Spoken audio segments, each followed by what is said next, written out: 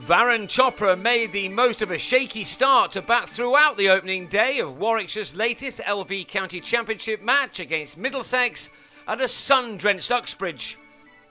Acting captain Chopra batted after winning the toss, but was then dropped twice before he'd scored.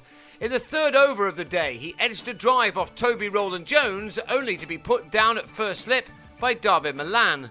Then, in the bowler's next over, Chopra flashed hard at Rowland-Jones, only for Adam Voges on his championship debut for Middlesex to miss out on a tougher throat-high opportunity. Perhaps realising that this was his day, Chopra then started to produce some stunning shots. He's a batsman who, once in, is a delight to watch.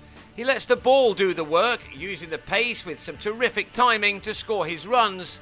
He was helped by batting on a wonderful surface with a lightning-quick outfield in Uxbridge, a ground where Middlesex have had little success over the last few years.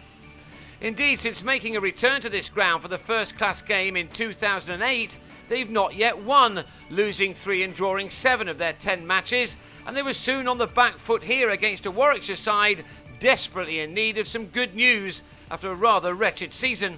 They are missing their inspirational captain Jim Troughton, who has disc problems, and they began this game still as champions but in the relegation places. They often do make good starts though through Chopra and Ian Westwood, and this was no exception. Westwood played the more dominant innings of the two, and 20 minutes before lunch he was at his 50 for the third time this summer in a season where he has missed a fair amount of cricket through injury. He'd needed just 65 balls for this particular half-century. Rowland-Jones must have wondered what on earth he'd done to deserve his lack of luck in the morning. On 53, Westwood gloved a short ball from him, but John Simpson was unable to cling on to a tough chance behind the stumps.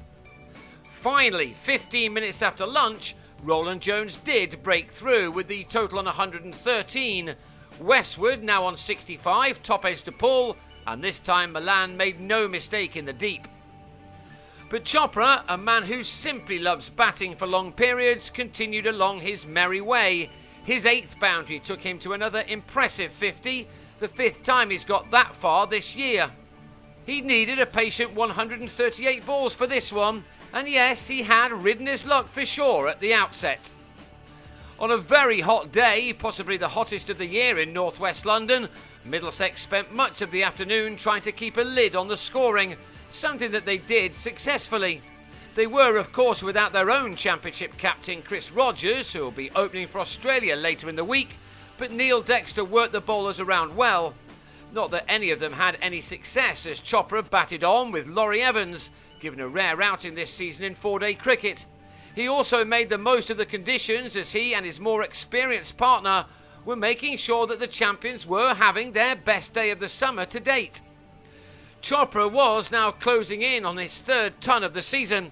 This shot took him to the edge of it after batting right through 2 sessions. And half an hour into the final one, he turned Ravi Patel through mid-wicket for his 12th boundary to take him to his 100 off 235 deliveries. He'd made the most of his fortune all right and produced another superb display, proving yet again what an excellent player he is. He'd also brought his side their first batting bonus point in the process by posting his team's 200. He and Evans also added 113 for the 2nd wicket, just like the first one, the latter batsman giving Middlesex their 2nd wicket in the 81st over as he edged to pull off Dexter, who was still bowling with the old ball. But Chopra batted on right through until the end of the day, helped as he did so by a couple of injuries to the Middlesex attack, which wouldn't have improved their mood any. Already without Tim Murtagh, who was with Ireland, Corey Collymore turned his ankle on the hard ground in the field, while Rowland-Jones has a sore left ankle and was by no means at his best at the end of the day. At least Dexter got up from this unscathed. That's to take nothing away from Chopra, who ended the day still there on 141 out of his side's 269 for 2, with Javid sticking out for more than an hour over his 16 runs. It was a bad day all round really for the title-chasing Middlesex. Warwickshire will be able to testify that it's how you react to such things which will determine whether you become worthy champions.